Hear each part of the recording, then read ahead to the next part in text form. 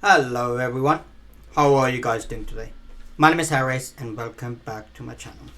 Today I'm gonna be reacting to George Carlin pro-life.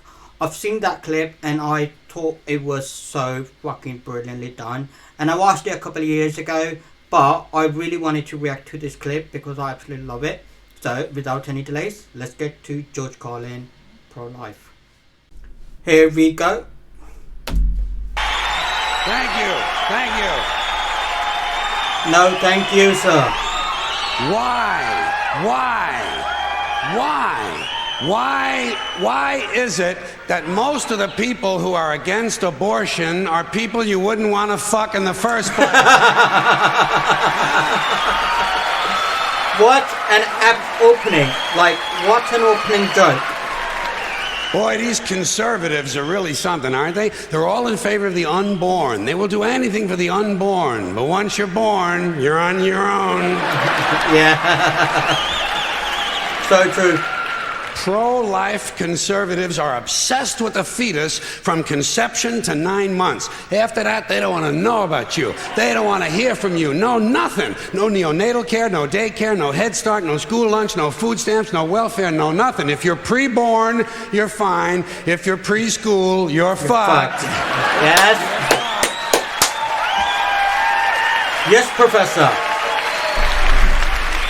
Conservatives don't give a shit about you until you reach military age. Then they think you are just fine, just what they've been looking for. Conservatives want live babies so they can raise them to be dead soldiers. Pro-life. Well, these people aren't pro-life, they're killing doctors. What kind of pro-life is that? What, they'll do anything they can to save a fetus, but if it grows up to be a doctor, they just might have to kill it? They're not pro-life. You know what they are? They're anti-woman. Simple as it gets. Anti-woman. They don't like it. They don't like women. They believe a woman's primary role is to function as a broodmare for the state.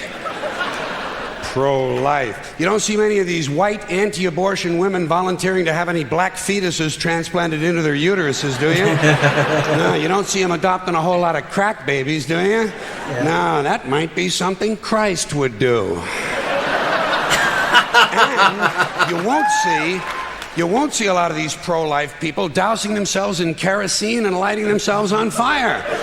You know, morally committed religious people in South Vietnam knew how to stage a goddamn demonstration, didn't they? Yeah. Hey. Oh my God.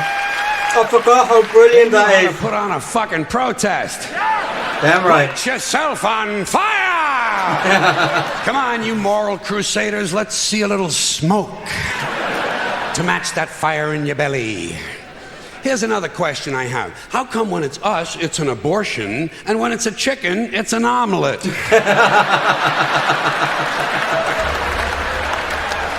see, he argues for everyone.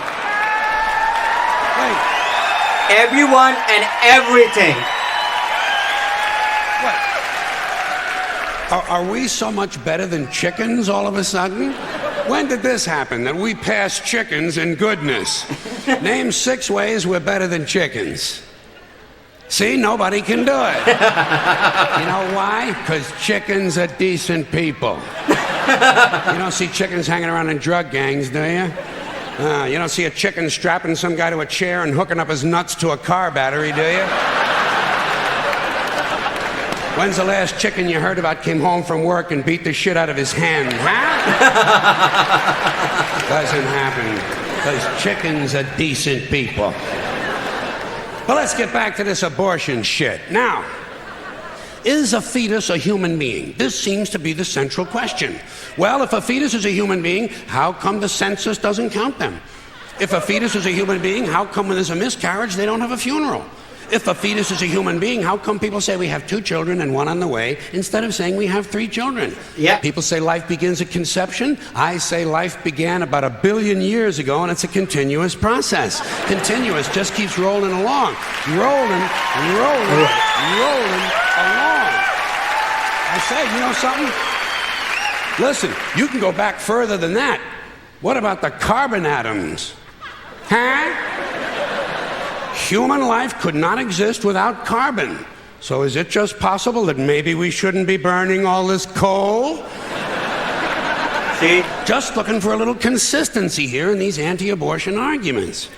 See, the really hardcore people will tell you life begins at fertilization. Fertilization when the sperm fertilizes the egg, which is usually a few moments after the man says, gee, honey, I was going to pull out, but the phone rang and it startled me.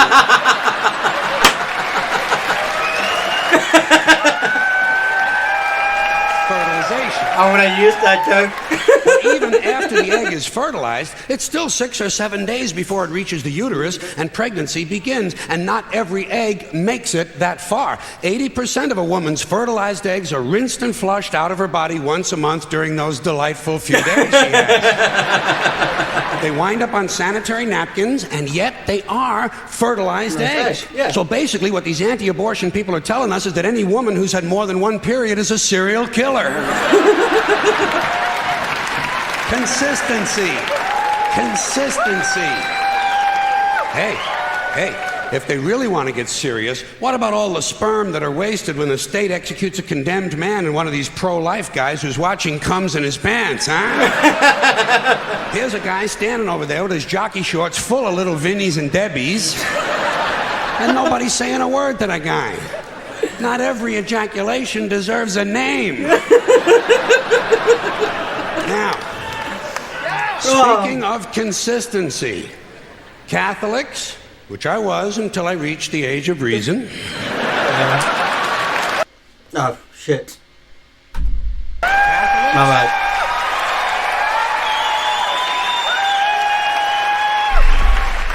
Catholics and other Christians are against abortions, and they're against homosexuals. Well, who has less abortions than homosexuals? Leave these fucking people alone, for Christ's sakes.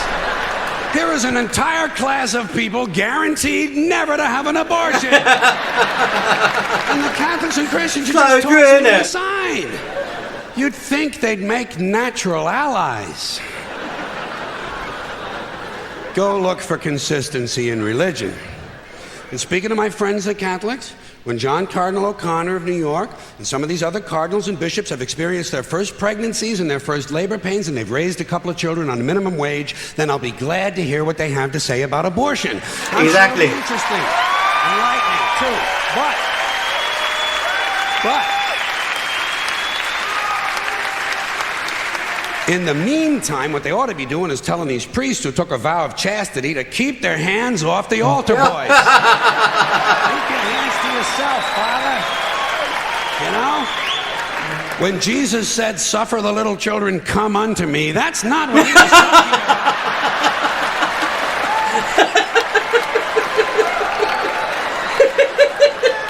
So you know what I tell these anti-abortion people? I say, hey, if you think a fetus is more important than a woman, try getting a fetus to wash the shit stains out of your underwear.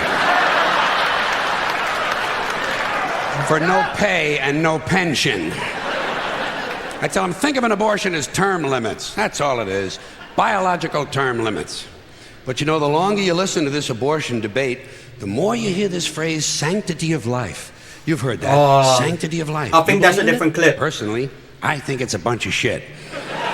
Well, I mean, life is sacred? Who said so? God? Hey, if you read history, you realize that God is one of the leading causes of death. Yeah. Has been for thousands of years. Yeah, this is Hindus, part of the clip Muslims, already done. Jews, Christians, all taking turns killing each other because God told them it was a good idea. The sword of God, the blood of the Lamb, vengeance is mine. Millions of dead motherfuckers. Millions of dead motherfuckers, all because they gave the wrong answer to the God question. Yeah. You believe in God? No. Dead. You believe in God? Yes. You believe in my God? No. Dead. My God has a bigger dick than your God. So, that was George Carlin on pro-life, and as I mentioned, I've seen that clip, but every time I hear it, every time I watch it, it's just a delight because it is so wonderfully presented. And he is, like I mentioned while I was doing the reaction, that he covers everything. He covers everyone. That's why I like calling him a professor, because it is such a delight to hear him, to watch him perform this act and educate people. No, you don't have to agree. You can still learn something, because difference of opinion does not mean somebody's wrong or right. It's just a difference of an opinion. At the same time, when it's done via comedy, it becomes even better, because it makes you laugh as well as put some thought into your head. You know what I mean? I absolutely love the whole bit, and as I mentioned, I'm a huge fan. I love this man. He was just brilliant. And I hope you enjoyed this as well, as much as I did. If you did, like, subscribe, share, and leave a comment. I'll see you guys next time.